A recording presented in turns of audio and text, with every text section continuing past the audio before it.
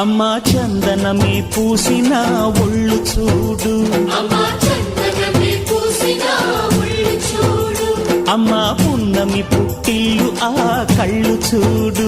అమ్మా ముక్కోటి మెరుపులా మోము చూడు, అమ్మమ్మ ముగ్గురమ్మల మూల పుటమ్మ